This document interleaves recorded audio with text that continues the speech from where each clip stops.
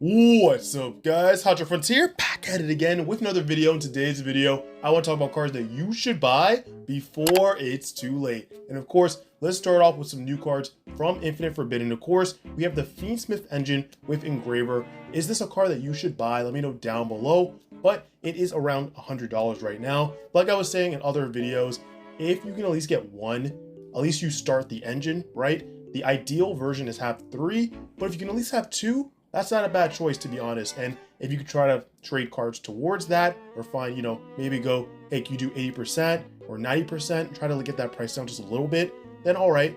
At the end of the day though, are you gonna use the engine? If not, then don't get it. But if you are gonna use this engine because it's very splashable, highly recommend you trying to get it as soon as possible, because you never know, this card can still go up in price, even though it's already at a ceiling of like $100. But something to keep in mind, the second card I do want to talk about is Tracked. A lot of people are surprised that this card is lower, but if you're looking more at competitive play, the reason this card is so low is because that a lot of people, when they put this card in their engine, for whatever engine they're using for their deck, they only actually use one copy of Tracked, versus the 3 copies of Engraver. So as much as they would want to run as many copies in their deck, the space is very limited with whatever deck you are playing with. So at the end of the day, you're either playing one copy or two. And Tracked is a great card. It's just that compared to Engraver, you really want to max your copies out. So if you are playing a budget version, you could play more Tracked and less Engraver just to make it work for your strategy. Now on to the next one here, we have the Mole Charmy Polaria. And this is, of course, the TCG Maxx C. And the reason I kind of wanted to bring it up is because with the end of the NAWCQ, a lot of people were using this card, surprisingly, right? In their main deck and their side deck, and it really did put in a lot of work. Now, this is kind of a, what should you do? Should you buy it now or just wait? Because in the next core set we're getting later on, we are getting a better version of this card. So should you really go ahead and buy it now? I would have said that you could have bought it when it was around 30 bucks, but then again, everyone was like, I don't know if it's going to be useful right now. What's going to happen? Let's wait for this tournament to hit and see, how hard people go with this card. And now that it did hit and people are using it, it shot up in price. So can you really survive out buying this card now? I think you can, but if you think this is something that you need now for the off season till the next set, go ahead and buy it. Try to get a cheaper price on it. If not, just wait until the next core set. You are going to get a better version of this card. Now going on to some other crazy stuff happening in the market, we do have the Rabbit. I call him the Tricky Rabbit, but he's a really cool Link 2 monster. This card was also seeing a lot of play with Nats over the weekend. This card's really good in terms of if this card battles a monster, neither can be destroyed by that battle, which is pretty cool too if your opponent is trying to, go for that OTK, right? If it's Tenpai, then you're dead either way. But any other strategy, for the most part, you may be able to live to see the next turn or day. Now, the second effect is really cool too, because if you link summon this card, you can set a continuous trap from your deck with an effect that special summons itself as a monster. So maybe later down the line, you could actually put this with Owlage. Something like that is really cool with the deck. I love to see it, and also the effect of with a card in the spell and trap card zone is special summoned to the monster zone, except during the damage step, you can target one spell and trap card your opponent controls, destroy it.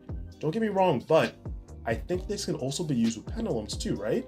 Technically, or they might only count as a spell card while they're in the zone, but I think it has a really cool application with that as well. And I just love the fact that it is Link 2. It's a Link 2 monster. So a lot of applications going forward, and the card is still relatively really cheap, but I think if you guys wait, this card will really shoot up in price. So you might just go ahead and grab your copy for about $7-8.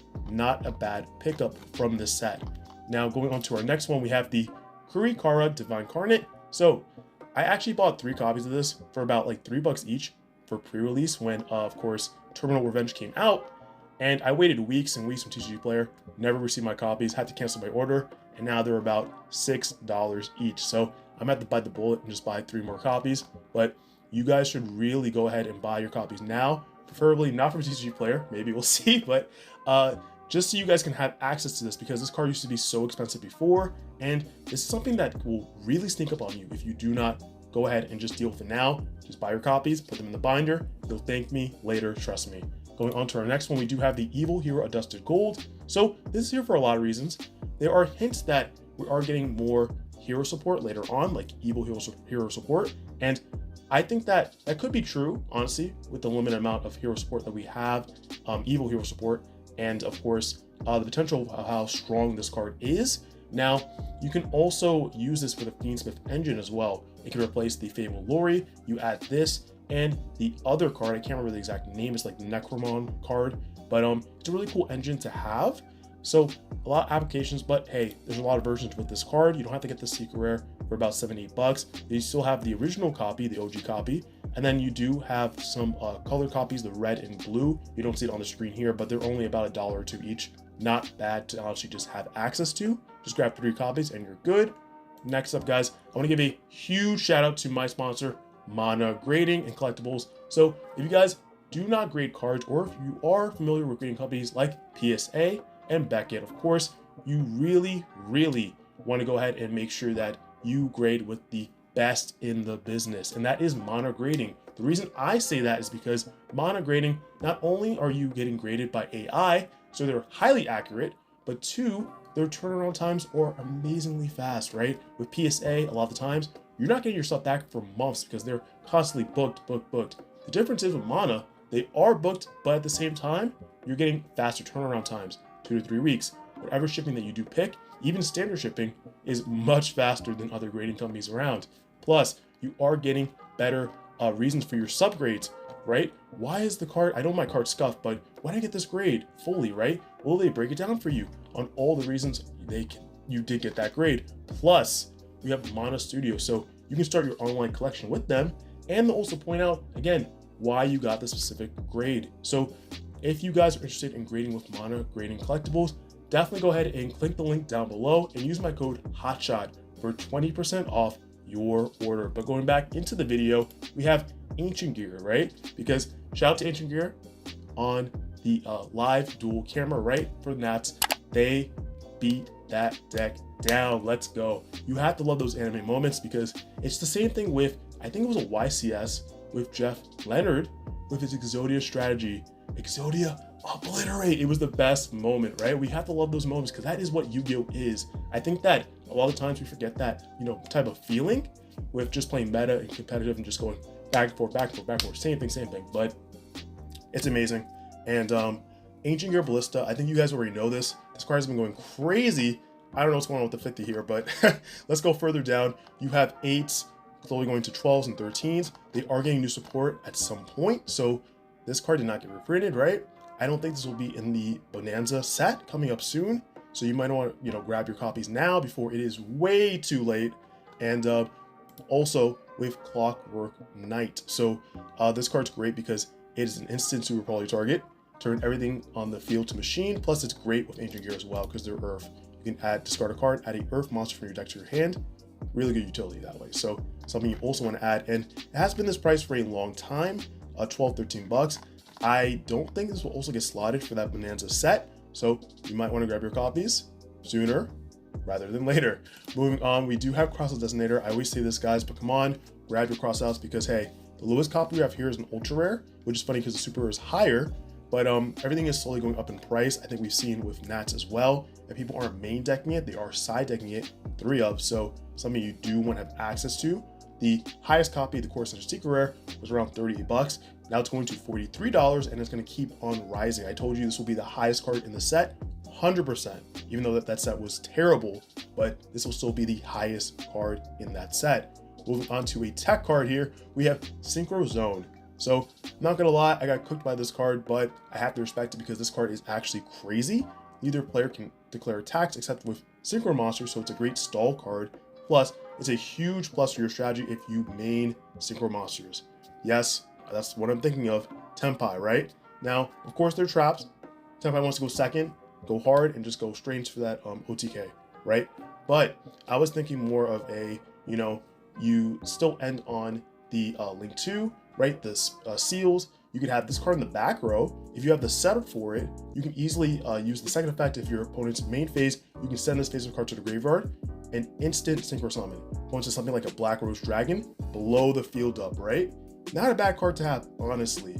and it has other applications with other decks, but I was thinking mostly with Tenpai. Let me know what you guys think, of course, down below, what this card could be used with. Mainly it's with Runic, because again, it's a good stall card. Combining this with like something like Skill Drain, Rivalry of the Warlords, it's perfect. But other decks, I think it has a huge application ceiling. Next up, we do have Rescue Ace. Yes, Rescue Ace is still around. I mean, honestly, I know it's underestimated at the current moment because with Snake Eyes and mixed with Fiend Smith and everything like that, this kind of has just faded in the background. But really, the prices are insanely cheap. And my theory is that with Rescue Ace Hydrant, the collector's rare, it's almost as cheap as it used to be, right? The CR used to be like 15, 20 bucks before people, blew this card up, and it was around 120 bucks, 150 bucks when it got like at the height of its popularity. I think that in the near future, this archetype will blow up again, and the collector's rare will definitely like blow up in price. So it's a good investment card, but I would say wait until the Bonanza set hits. If this card does not get hit for any of the slated for any spots, right? We don't get that Core Central Secret rare, another collector's rare.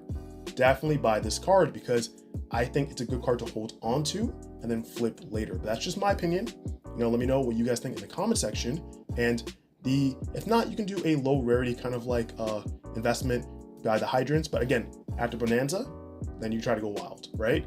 And we do have one more thing here, and that is the Glow Up Bulb. So maybe a banless prediction, but I think you should at least have a copy or two. I can see them bringing this back to 1, right? Mainly because of Crystalline Huggy Fabrics. I can't even say the name. I'm gonna say Needle Fiber, right? A lot of tuners got banned, and I think this card could definitely come back. It's a very broken card. Why not just grab a single copy of it and you're good, right? Again, before it gets unbanned. Hopefully, we'll see what happens. Let me know down below though. Again, will this card come back? And also, what other cards off the ban list do you want to see? And maybe cards that you should definitely buy. But guys, that's it for our little cards that you should buy before it's too late. And guys, of course, if you liked the video, make sure to give it a huge like, comment down below your thoughts. And if you're not subscribed to the channel, what are you doing? Go ahead and hit that subscribe button, turn the notification bell on so you're updated the moment I upload new videos. All right, guys, that's it for me. Hope you have a great rest of your day or night, and I'll catch you in the next video. Peace.